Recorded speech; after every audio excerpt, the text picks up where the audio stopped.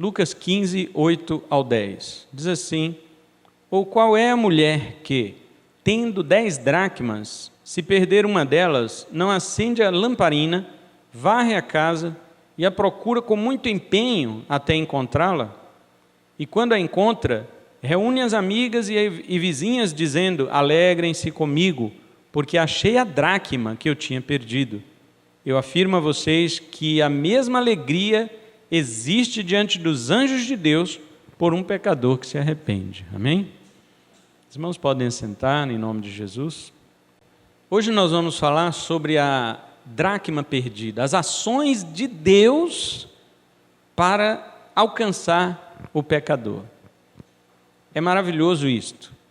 Nós sempre ouvimos falar da parábola anterior, né? A primeira aí do verso 3 até o 7, que é a parábola da ovelha perdida. E sempre ouvimos também, do verso 11 até o 32, falar do filho pródigo, muitas vezes. Mas poucas são as vezes que nós ouvimos falar da dracma perdida. E nós vamos falar sobre isto hoje. Não há nenhuma novidade para vocês, a não ser de alguns aspectos culturais que eu quero trazer como introdução para este sermão. No mais, todo o corpo do sermão, o desenvolver do sermão, é algo simples e básico daquilo que você já sabe ao olhar para esta parábola. Talvez o contexto cultural irá nos ajudar a perceber a importância do que aconteceu aqui com esta mulher. Então deixe-me dizer aos irmãos, uma dracma, que é a moeda que ela perdeu, correspondia a um denário, que era o valor de um dia de trabalho. O valor de um dia de trabalho. Porém, naquela época, as pessoas quase não recebiam seus pagamentos em moeda, não. Era mais em troca ou alimentos. Alguns recebiam em animais, outros recebiam em cereais. Havia outras formas de pagamento, até mesmo em roupas, mas às vezes também o pagamento era feito nessas moedas. Para trabalhadores do cotidiano, jornaleiros assim chamados, jornaleiro não é por causa de jornal, viu, irmãos? Mas por causa da jornada do seu trabalho. Então, um jornal era um dia de trabalho. Então, eles pagavam em dracma, um denário. E havia um costume antigo, agora, que eu quero colocar para os irmãos entenderem por que essa mulher ficou assim, apavorada para encontrar uma moeda do valor de um só dia de trabalho. Havia um costume na época antiga, no qual a mulher, quando recebia um presente de casamento de seu pai, ou até mesmo quando ela juntava moedas para fazer seu próprio presente, ela fazia um colar com essas moedas. As mulheres hoje não usam esses colares assim e colocam os pingentes, né? Pois então, naquela época, a mulher, quando ia se casar, ela fazia um colar deste e os pingentes dependia da sua condição financeira. Se ela fosse rica, colocava pedras preciosas, se fosse pobre, colocava moedinha. Mas ela tinha isso daqui. Às vezes ela colocava em volta do pescoço, ou às vezes ela colocava sobre o pano que ela usava em sua cabeça. Os irmãos sabem que as mulheres usavam um véu, um pano sobre a sua cabeça para indicar a sua submissão ou propriedade. Elas pertenciam aos seus maridos. Então aquele pano era um sinal. E esta tiara que elas faziam com estas moedas, umas faziam com ouro, outras com pedras preciosas, dependia da sua condição. Esta mulher provavelmente fez com estas moedas para usar em volta do seu véu, indicando que ela era uma mulher digna de propriedade de seu marido e não uma escrava ou uma concubina. O fato de haver apenas 10 dracmas no colar ou na tiara desta mulher indica que ela era pobre. Talvez o seu colar tivesse se rompido, né? Quando se rompe a correntinha, não cai o pingente, aí fica lá procurando, pois a mesma coisa. Se rompeu e ela perdeu uma de suas moedas. Pobre como era, a sua casa não devia ter janelas, porque somente casas de pessoas ricas naquela época tinham janelas para arejar e para entrada de luz. A única entrada de luz que uma pessoa pobre tinha em sua casa era a porta, quando no máximo a janela era um círculo pequeno, um furo na parede para uma entrada de luz. E por isso que o texto diz que ela precisou acender uma lamparina. E você vê que ela varria a casa, diz o texto também. Ela varria a casa.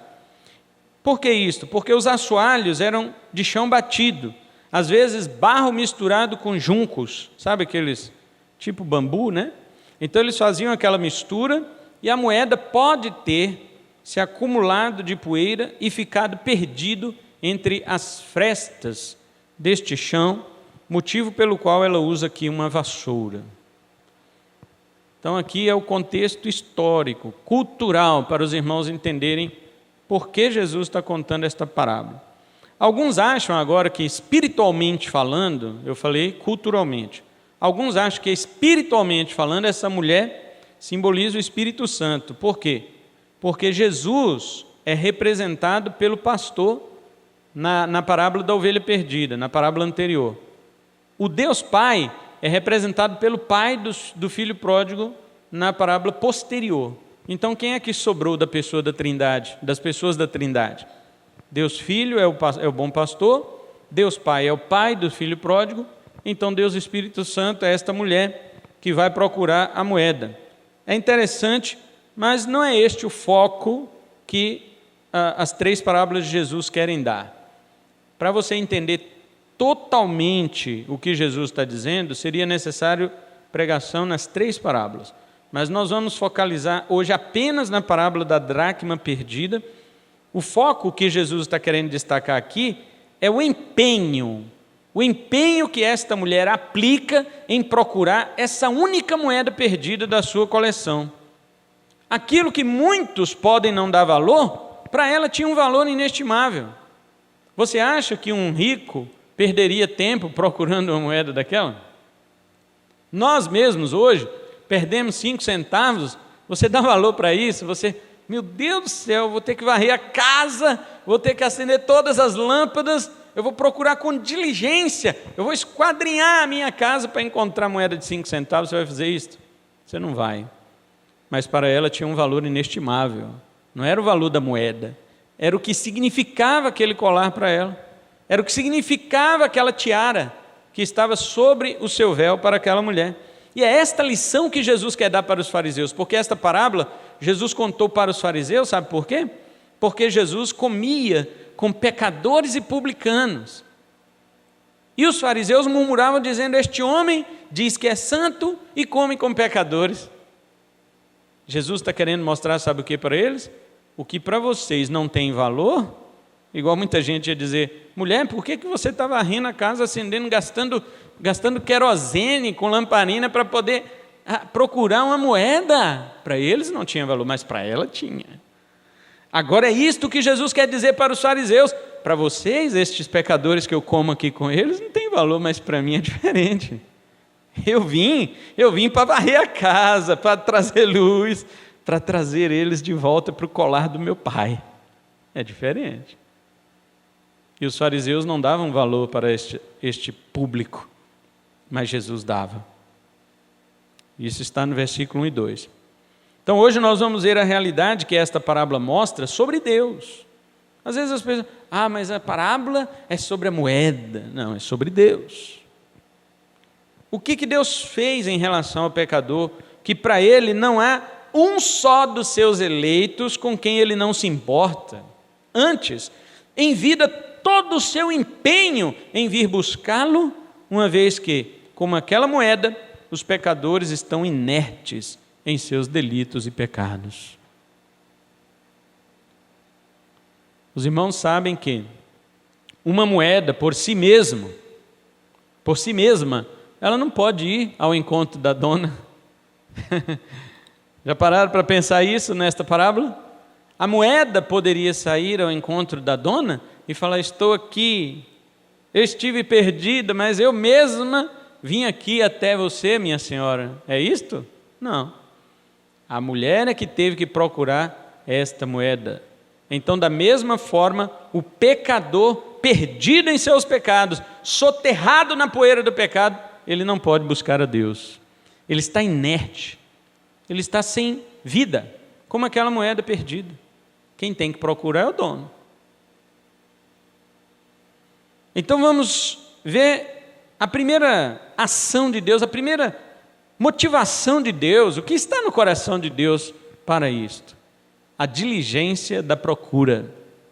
Esta é a primeira coisa que o verso 8 nos diz. Diz: qual é a mulher que, tendo 10 dracmas, se perder uma delas, não acende a lamparina? Primeiro, ela acende. Segundo, varre a casa. Terceiro, procura com empenho, até encontrar. Então é isso que nós vamos ver aqui. Esses 3 verbos que Jesus usa em relação à mulher: acender, varrer e procurar, refletem 3 ações de Deus poderosas para buscar o pecador perdido. Primeiro, acender a lamparina. Vamos ver isto? Quando Cristo veio ao mundo, ele era o quê? A luz do mundo. João 1,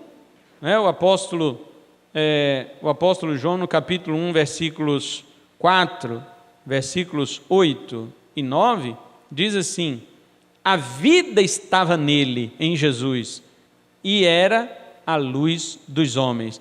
8 e 9, falando sobre João Batista.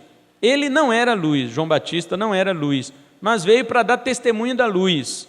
Agora, o 9 é Jesus. A verdadeira luz que, vinda ao mundo, ilumina toda a humanidade.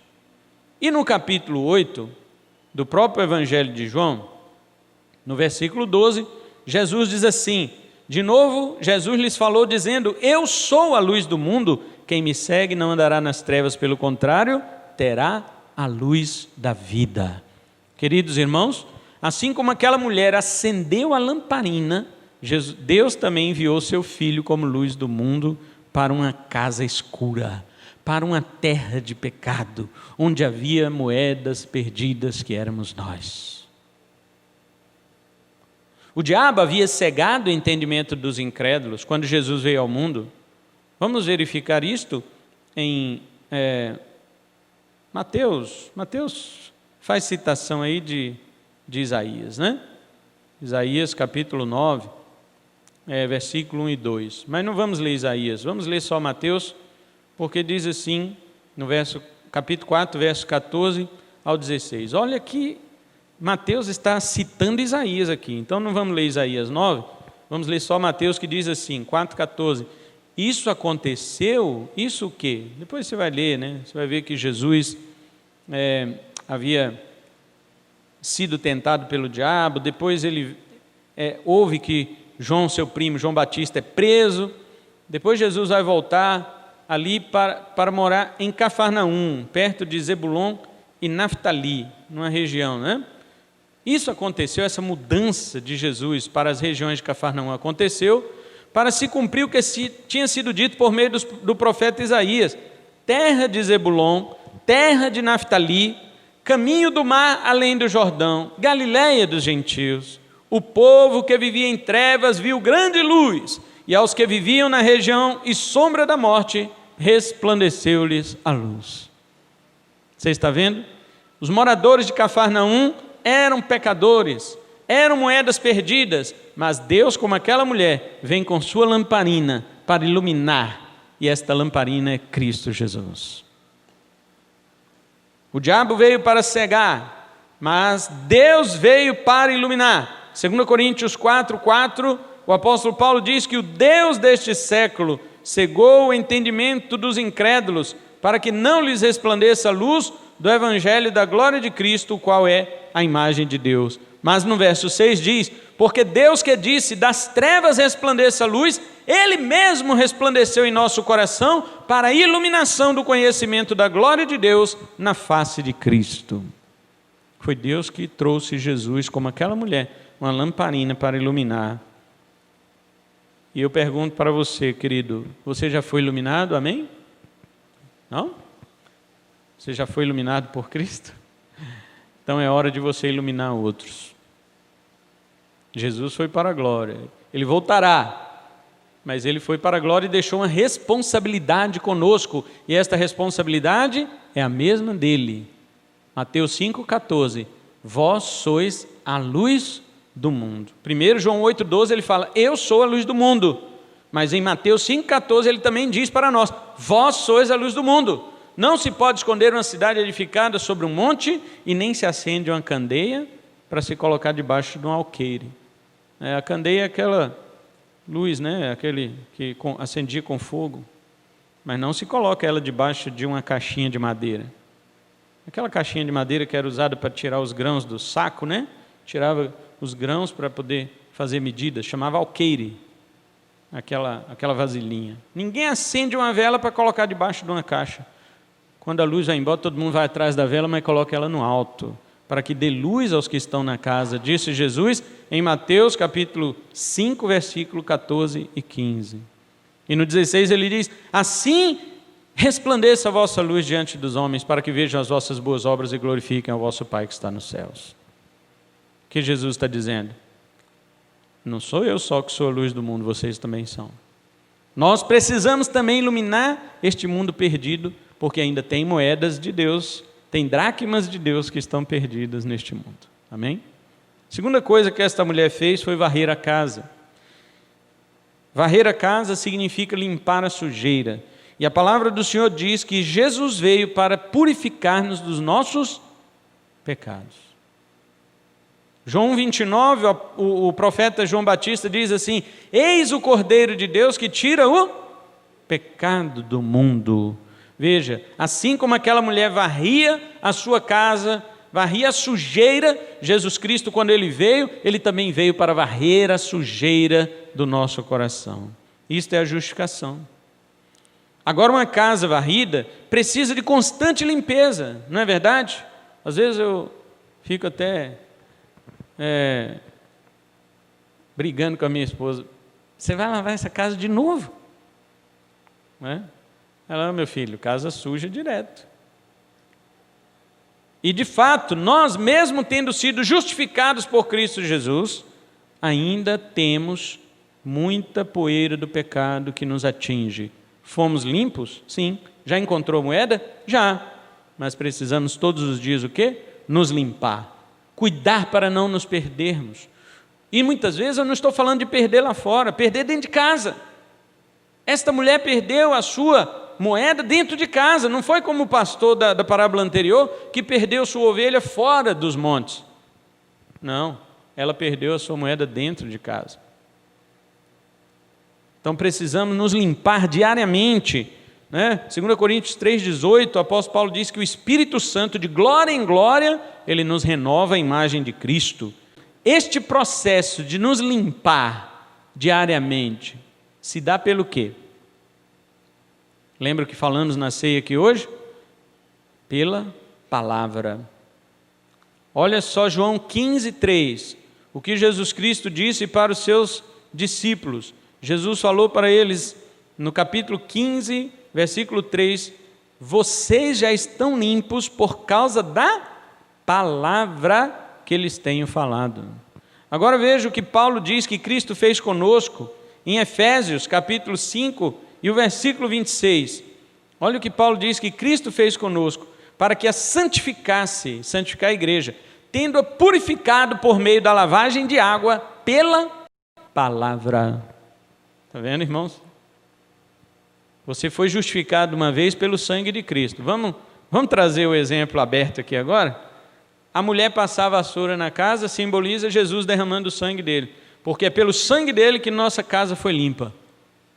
Agora, a mulher pegando esta moeda, colocando de volta em seu colar, amarrando novamente, polindo todos os dias, limpando e cuidando para que ela não caia mais, isto é a santificação pela palavra de Deus, todos os dias que nós temos que fazer em nós.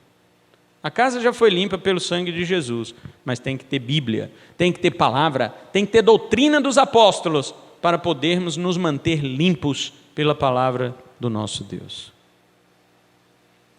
E terceiro, o que esta mulher fez? Ela procurou com muito empenho, não é isto? Que diz lá o versículo 8, que ela acendeu a lâmpada, que ela varreu a casa e que ela procurou diligentemente, é isto que nós lemos. Agora veja se não foi exatamente isso que Jesus Cristo fez. A palavra de Deus diz que Jesus recebeu uma missão do Pai. E que missão foi essa? Se os irmãos abrirem suas Bíblias em João, capítulo 6 e o versículo 39, olha a missão que Jesus recebeu do Pai. Veja bem, e a vontade de quem me enviou é esta, que eu não perca nenhum de todos os que Ele me deu, pelo contrário, eu ressuscitarei no último dia. Pensa na moeda, irmãos, pensa na moeda que nós lemos a parábola, e leia este versículo pensando na moeda. A vontade de quem me enviou é esta, que eu não perca nenhum de todos os que Ele me deu. Jesus está dizendo que cada dracma dessa é importante para Ele, e Ele não perderá nenhuma. Você diz assim, mas dracma é uma moeda muito sem valor. Assim é o homem também sem Cristo, ele é sem valor. Mas quando Cristo o encontra e fala, meu Pai me deu essa missão, de não perder nenhuma dessas moedas. Meu amigo, não interessa se é de 5 centavos ou se ela é de 1 milhão de reais, um ouro que ficou naufragado durante séculos e alguém achou aquele baú de ouro e tinha uma moeda que valia 1 milhão de reais, não interessa se ela vale 5 centavos ou 1 milhão. A missão que o Pai deu para Jesus de não perder esta moeda é o que dá valor para ela. É isto que dá valor para você. É o desafio que o Pai fez ao Filho, não perca ele. Eu te dei ele, não perca. Pronto, Jesus te segura, te guarda e diz, eu te ressuscitarei no último dia. Isto é que dá valor para nós. O valor que veio de Deus e não que existe em nós, porque em nós realmente não há nenhum valor. E Jesus, queridos, eu faço a pergunta, quando ele veio, ele realizou essa missão com plenitude? Sim. Ele disse isto para Zaqueu, Lucas 19:10, o Filho do Homem veio buscar e salvar o que se havia perdido. Em João 10:10 ele diz, o ladrão não veio senão para roubar, matar e destruir, mas eu vim para que tenham o quê? Vida, e vida em abundância. Ele veio e fez o que o Pai mandou. Hebreus 10:14 diz que com uma só oferta, Jesus, com uma só oferta, ele aperfeiçoou para sempre aqueles que estão sendo santificados. Então ele fez o que o Pai mandou. Então devemos nos lembrar que assim como é uma moeda perdida, nós também éramos inertes, sem vida e totalmente soterrados pela poeira do pecado. Não há em nós qualquer ação que nos torne parceiros de Deus nessa busca, apenas Ele nos buscou. Ele sabia quem eram os que o Pai lhe deu e buscou com diligência. E agora nós sabemos quem são os eleitos lá fora? Não, nós não sabemos. Então, nossa obrigação deve ser diligência para com todos os pecadores. Todas as pessoas devem ser alvo da nossa busca. Você não sabe se ela é uma dracma de Deus? Jesus sabia. Quando ele olhou para os 12, ele viu 11 dracmas e um que não era, Judas. Mas nós não sabemos. Então, quando nós olhamos para o mundo de pecadores, nós temos que procurar diligentemente pregar o Evangelho para eles, porque o Evangelho é luz, o Evangelho é vassoura, e com diligência, se nós pregarmos, muitas dracmas serão resgatadas para o colar do nosso Deus. Então, esta é a primeira coisa que fala desta parábola sobre Deus no versículo 8. Agora, o que esta parábola revela sobre Deus no versículo 9? A alegria do encontro.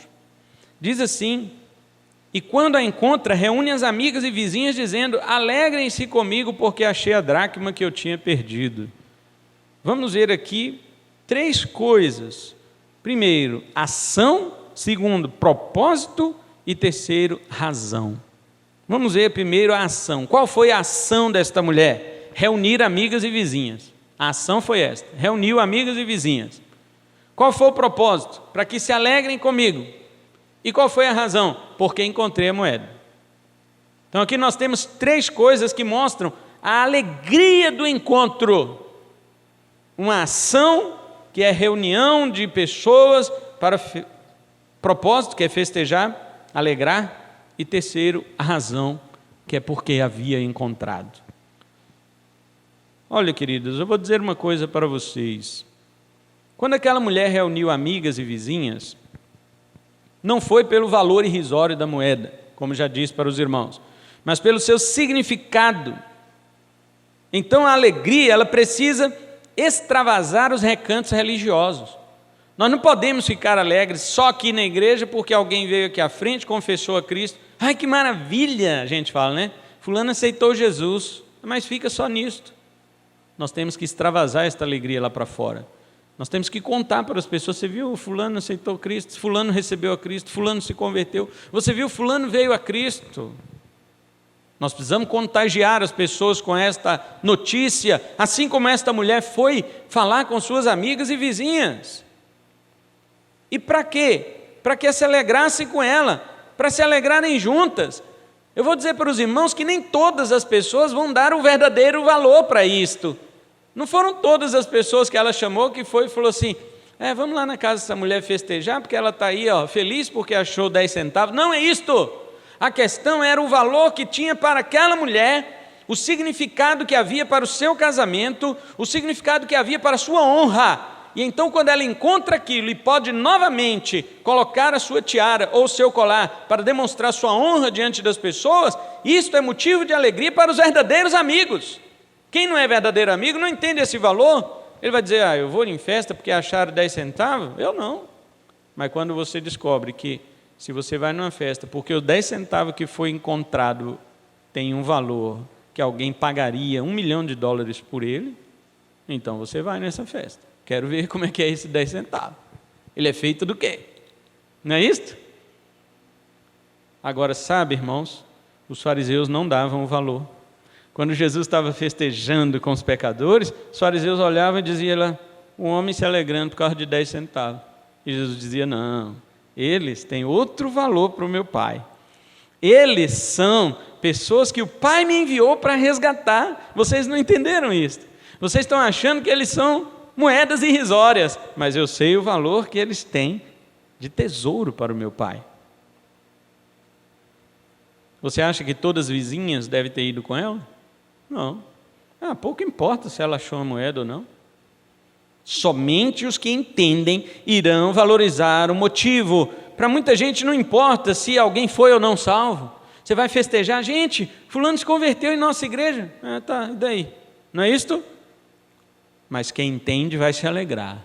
Ele vai dizer, Senhor, mais uma gota do seu sangue fez efeito na vida de alguém. E ele vai festejar com você, que maravilha, que glória, que bênção, pessoa se converteu. E a razão é, eu achei a dracma. Uma moeda perdida, irmãos, ela não tem valor. Não importa o número que esteja nela, pode ser uma moeda de ouro, pode ser uma moeda que estava extinta há milhares de anos, que foi perdida no baú dos piratas, não sei aonde, lá no fundo do mar, alguém resgatou. Aquela moeda, enquanto está naufragada, ela tem valor? Para que ela serve se ela está naufragada? Mas quando ela é encontrada, ela é trazida à superfície, aí sim apresenta o seu valor. Você só tem valor quando você for achado. Eu só tenho valor se Cristo me encontrar. Se Ele não me encontrar, não há valor nenhum em mim. Nada que está perdido tem valor. Porém, quando é achado, quando é recuperado, então a importância, seja ela comercial ou pessoal, então ela traz novamente. E eu pergunto, como tem sido a nossa reação diante da salvação do perdido? Ou nós olhamos para os pecadores aí fora, isso aí é uma dracma, isso aí é moeda irrisória. É assim que temos olhado? Quero dizer para os irmãos que nós, seres humanos, temos um defeito muito grande. Quando nós olhamos para uma pessoa que está errada, nós nos sentimos superiores a ela.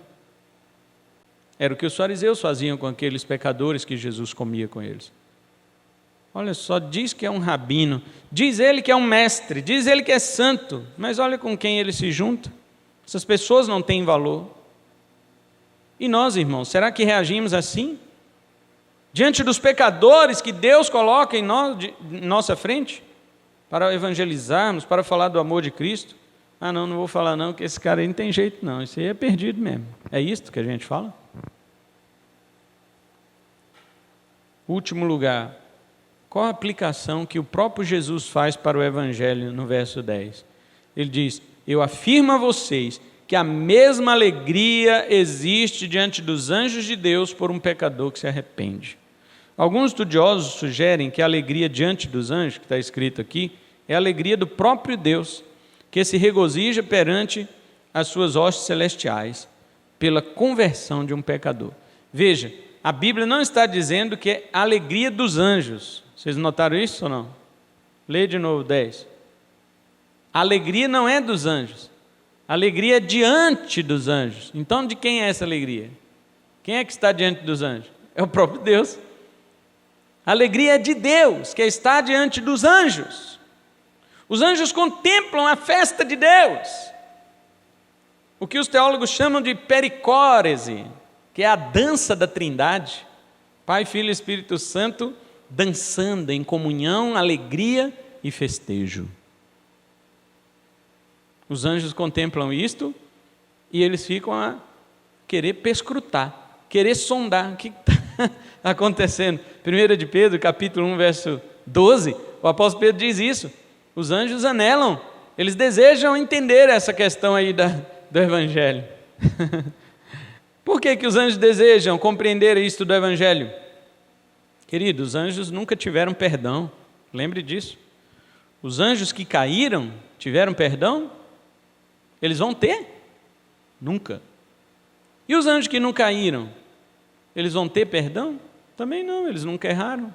Eles não sabem o que é perdão. Não sabem o que, na experiência, o que é ser perdoado de pecado. Nenhum anjo sabe. Nem os de Deus, porque eles não precisam, e nem os do diabo, porque eles nunca serão perdoados. Agora, o homem sabe. O ser humano sabe o que é perdão. Porque o ser humano se rebelou contra Deus, não só no jardim do Éden, mas todos, cada um de nós que nascemos, nos rebelamos contra Ele, e Ele veio em Cristo Jesus e nos perdoou.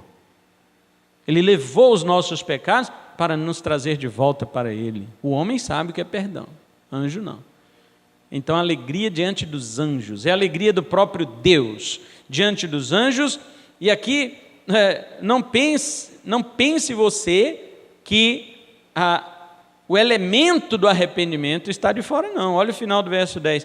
Existe a alegria diante dos anjos de Deus por um pecador que se arrepende. Nunca deixe de falar sobre isto quando você evangelizar alguém. É necessário arrepender-se dos seus pecados. Não pode haver conversão verdadeira e sincera sem o elemento do arrependimento. Existe uma teoria nos Estados Unidos, no meio evangélico, que chama salvação sem o senhorio de Cristo. Vocês sabiam que existe isso? E não é novo, não. Desde a década de 60 já existe essa teoria, este ensino de que você pode ser salvo sem que Cristo seja teu Senhor. Só de você crer nele como Salvador já está bom. Você não precisa arrepender de seus pecados. Você só crê que ele salva. Se você crê que ele salva, ótimo, você já é salvo, você não precisa mudar de vida. Porque o que salva, segundo eles, é a fé. É essa fé de crer em Cristo como Salvador. E não a submissão a Ele como Senhor em obediência. Você não precisa submeter ao Senhor em obediência. Você não precisa declarar Cristo como Senhor, apenas como Salvador. Você já é salvo. Viu, irmãos? Isto já está chegando no Brasil. Já está chegando este ensino de salvação sem o senhorio de Cristo. Mas está muito claro aqui que a alegria que existe de Deus diante dos seus anjos é por um pecador que se arrepende. Não é por um pecador que fala, tá bom, Jesus é Salvador, eu acredito nisso, beleza. Não, ele se arrepende. Os fariseus precisavam aprender aquela lição. aquilo que para eles era estimado, capítulo 16, versículo 15, olha o que Jesus disse para os fariseus. Mas Jesus lhes disse: vocês são os que se justificam diante dos homens, mas Deus conhece o coração de vocês, pois aquilo que é elevado entre homens é abominação diante de Deus. O que os fariseus elevavam entre os homens, Deus abominava. Agora olha, que contraste. O que os fariseus abominavam, Deus queria. Os fariseus abominavam os pecadores, Deus queria os pecadores. Mas os fariseus elevavam a condição financeira, Deus abominava. Vimos então como a mulher foi diligente em procurar sua moeda, esta é a conclusão. Ela foi diligente em procurar sua moeda.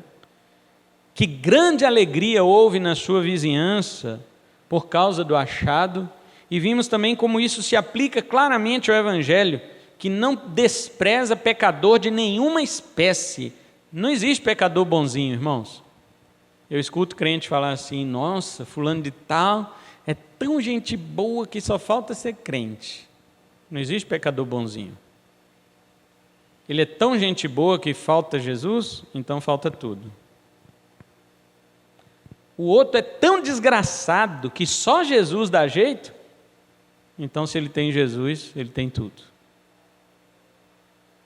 Entre um desgraçado que tem Jesus e um bonzinho que não tem, o desgraçado é salvo e o bonzinho vai para o inferno.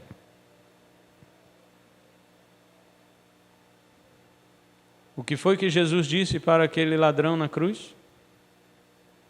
Depois de todos os sinais de arrependimento que aquele ladrão demonstrou, Jesus disse: em verdade te digo, que hoje estarás comigo no paraíso. O cara viveu a vida inteira dele praticando crimes. Mas na última hora, ele se arrependeu. E pelo seu arrependimento, houve a alegria de Deus diante dos anjos. E o Filho de Deus garantiu para ele a vida eterna. Enquanto que aquele fariseu que foi lá no Sinédrio condenar, mentir sobre Jesus, condenar Jesus, viveu a vida inteira dele guardando a lei de Moisés, fazendo tudo que ele achava que agradava a Deus, e no fim é condenado. Você vê o que tem valor diante dos homens, diante de Deus não. O que tem valor diante de Deus é o seguinte: é aquela moeda que ele entregou para o seu filho vir iluminar, varrer e buscar. Isso tem valor. Eu não estou certo se a maioria dos cristãos é como esta mulher ou como os fariseus que censuravam Jesus. Acredito que não temos cultivado em nossos corações a alegria da salvação de outras pessoas, talvez até a nossa. Você tem cultivado a alegria da tua salvação? Ou você está como Davi, no Salmo 51, depois que ele pecou adultério e pecou homicídio. Ele diz: Senhor, eu não quero perder a alegria da minha salvação. Davi não disse que ia perder a salvação, mas a alegria. Tem muitos crentes salvos, eles não vão perder a salvação, porque o salvo não perde a salvação, mas a alegria da salvação ele perde. Agora, irmãos, pense nisto. Você e eu não temos o direito de perder a alegria da nossa salvação se o próprio Deus se alegra diante de seus anjos por ela. Cadê a alegria da nossa salvação? Onde estão os nossos olhos molhados de lágrimas por gratidão pelo Senhor ter nos salvado do pecado e suas eternas consequências? Cadê? Se não há esse tipo de alegria, vamos orar como Davi: Senhor, não deixe eu perder a alegria da tua salvação. Porque o próprio Deus se alegrou com isso diante dos seus anjos. Por que não nós? Se o foco desta parábola é a busca diligente, por outro lado, em todas as três parábolas, tanto da ovelha perdida, a moeda perdida e o filho pródigo, encontramos um final feliz, um final de alegria, um final de celebração por um pecador que se arrepende. Todas as três terminam com esta frase.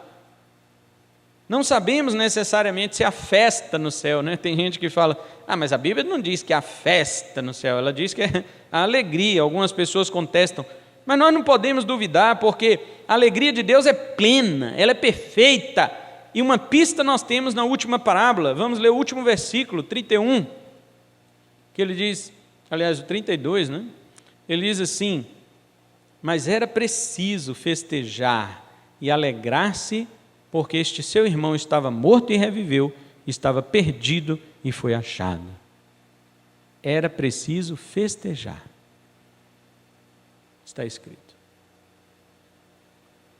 Então não pense você que a alegria de Deus a alegria de Deus é uma coisa inerte, né? A alegria de Deus é uma coisa inerte. Quero só lembrar os irmãos uma coisa muito interessante sobre a alegria de Deus. Como é interessante o próprio Deus, que já sabe que você vai ser salvo desde a eternidade, porque foi Ele que determinou isso, que você vai ser salvo desde a eternidade, e Ele já sabe disso. No dia que você converte, Ele se alegra. Como? Sabe o que chama isso? Imanência. Imanência divina. O que é imanência? É quando Deus, Ele se condescende, Deus se rebaixa ao nosso meio para sentir o que nós sentimos. Isso se chama imanência. É quando Deus desce lá do alto e sublime trono dele, vem para o nosso meio para sentir o que nós sentimos. Se nós sentimos uma grande alegria por alguém que se converte, Deus vem a nós para participar desta mesma alegria quando nós nos convertemos. Mesmo Ele sabendo de tudo, né? Na sua transcendência, Ele já sabia que você é salvo, que Ele mesmo tinha te escolhido para a salvação, mas no dia que você converte, Ele vem, Ele desce e se alegra com você. Este é o significado da dracma perdida. Este é o significado da parábola da moeda perdida. Ela por si não podia fazer nada. Ninguém nunca viu uma moeda andando por aí procurando o seu dono. Ei, você viu meu dono? Não. Ao contrário, as pessoas que encontram, elas nem perguntam quem é o dono, né? Quem acha dinheiro pergunta quem é o dono? Pois é, dinheiro não procura o dono, é o dono que o procura. E que, ainda que estas moedas tenham pequeno valor aos olhos dos homens, para Deus ela tem um valor inestimável. Este é você. Você pode ter um valor irrisório para as pessoas, mas para Deus o seu valor é inestimável. E este valor, veja bem, não está em você. Porque a dracma não tem valor mesmo, não adianta. Não é isto. O valor não está em você, a dracma não tem valor, nós não temos valor. Quando Deus considera o valor, foi Ele que estabeleceu este valor em nós, a ponto de enviar o seu Filho Jesus para morrer em nosso lugar. Este é o valor que Ele colocou em nós. Nós não temos valor. Tem gente que prega isso daí, né? Você tem tanto valor que Deus mandou o seu filho. Não. Se você tivesse tanto valor, Deus não mandaria o filho dele. Você já tem valor? Para que mandar filho? Morrer, se você já tem valor. Ao contrário. É justamente porque não temos valor algum que Ele enviou o seu filho para nos conceder este valor que hoje você tem. E lembre-se, guarde isso, você só tem valor no colar de Deus, fora dele você não tem. Amém? Que o Senhor nos abençoe com sua palavra em nome de Jesus. Vamos orar.